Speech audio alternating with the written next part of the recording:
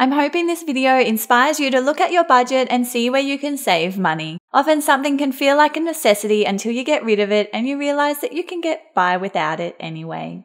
Having a budget is all about prioritizing your expenses. First, it's about looking at your expenses and determining which ones are essential and which ones are not. And then looking at the non-essentials and determining which ones you value and which ones you don't, and reducing or getting rid of the ones that you do not value.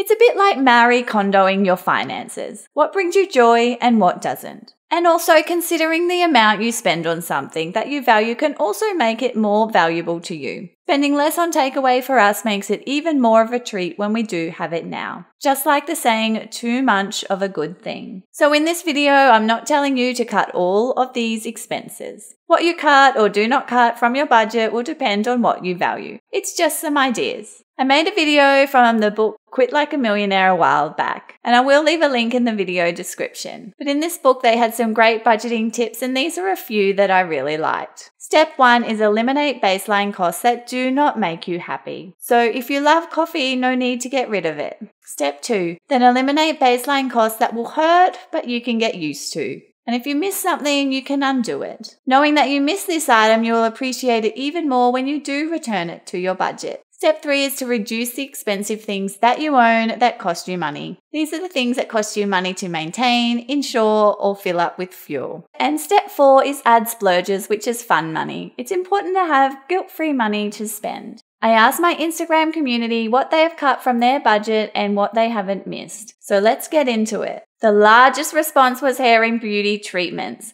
This was going to the hairdressers for only a cut and then colouring at home or even doing the cut at home. And this also included getting nails done, tinting and waxing. Choosing a low maintenance hair colour or keeping with your natural colour can be a great way to save money. I ventured a little further out from the city and I found the prices to be a little more reasonable too. Another popular response was subscriptions like Foxtel, Netflix, Spotify and Disney+.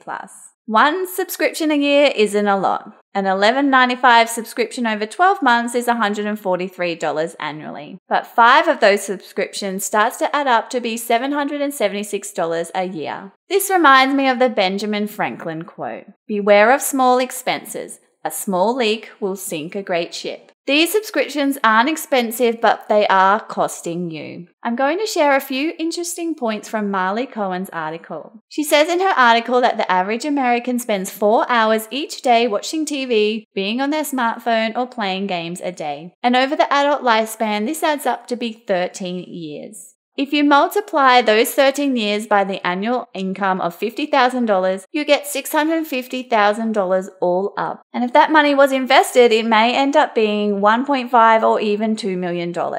I found time to start this YouTube channel by giving up watching TV at night. I spend an hour a day on the channel and I don't feel like I'm missing out on anything. And it's putting my family in a much better financial position. Getting rid of the monthly phone bill with a prepaid phone is another way to cut an expense from your budget. There are heaps of different providers out there offering 12-month plans. Boost is one that was suggested. These were their prices during the Black Friday sale, so they could be a little bit more now. Aldi is another popular one as well, and again these prices were during the Black Friday sales. Another expense you might be able to cut is monthly or weekly lottery subscription fees or tickets. Once I discovered about compound interest, I was like, wow, I can be my own lottery. Let's say you're paying $50 in lottery tickets a week, which is a bit much, but anyway. And you decided to invest that money instead over 40 years. With an estimated 8% rate of return, that money would grow to be $756,000. Of course, that return is based on past performance and isn't guaranteed, but much more likely than actually winning the lottery. And what I love most is that over time, that $756,000 would be made up of $104,000 of your own money, and the rest, which is $652,000, would be investment growth. That's a nice mini lottery. Another tip was to get rid of health insurance extras. Personally, I just reduced mine because the gap-free dental checkups makes it worth it for us. And I've shared my health insurance tip before and lots of people had success with it, so I thought I would share it again. Every year or so, I check if my health insurance is still the best deal, and most of the time it is. Then I call pretending I'm switching to another provider who is offering 6 weeks free, and every time my provider has offered me 4 weeks free to stay. Don't be afraid to change too. Another suggestion was to get rid of the extra activities for the kids. Check out what free activities are available. In Brisbane, our council offers heaps of free activities for kids. We've tried a few and it was good because we could see what our boys were into without having to outlay money trying to find out. Magazines are something you might be able to cut from your budget as well. We can borrow magazines from our local library. You can even access them digitally. Although I haven't done this as I most prefer the physical product. I love our library and I wanted to add that buying new books is something that I've cut from my budget. I can request any book that I want from the library and when it's ready, I just walk in and grab it off the request shelf. Plus, if they don't have a book that I want, I can put in a request to the librarian to order it. The minimalist in me loves it too. I can read as many books as I like without having to think about what to do with them after I've read them. And there's no guilt if I don't like the book because I haven't spent any money on it.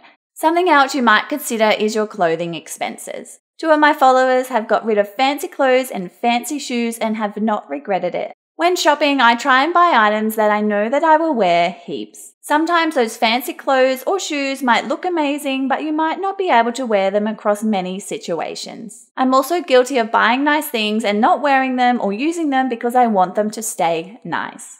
Delayed gratification works really well here. It reduces impulse spending by giving yourself a time period before you can go back and purchase the item that you've seen. Often you'll forget about the item or you've found another item you want and the time period starts again. And if you do still want it, it makes it even more satisfying when you do go and purchase it. Okay, let's chat gym memberships. This is a tricky one because I love my gym membership and wouldn't be without it. But just like any subscription, if you're not using it, get rid of it. Don't hold on to the hope that you might start using it. Chances are you won't. It might be that you haven't found the right gym or the type of exercise that is right for you and that you actually enjoy. And then a few other responses were taking long showers, 5 minutes is more than enough, alcohol on weeknights, travel and milk. Actually, our kids have stopped eating yogurt and it has saved us so much money. Now let's chat about the big 3. According to the results of an Australian household expenditure survey, the big 3 household expenses are housing, food and transport. And this shows it a little bit better, and recreation is coming up close in 4th position. The big 3 can't always be cut, but they can be optimized.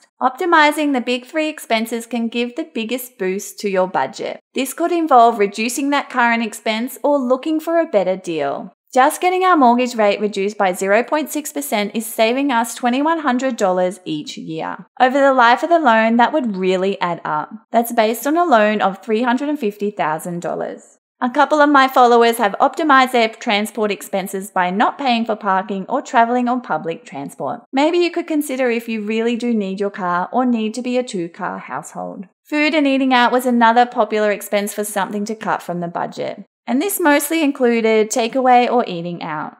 And as I mentioned earlier, reducing the amount that you spend on something can make it even more special when you do go out or buy takeaway. For me, eating out every day would soon become not special at all, but eating out once a week or 2 feels like such a treat. And if you want to see how we are saving 40% of our income, you might want to check out this video next. Thanks for listening. Don't forget you can also find me on Instagram and Facebook. See you next week.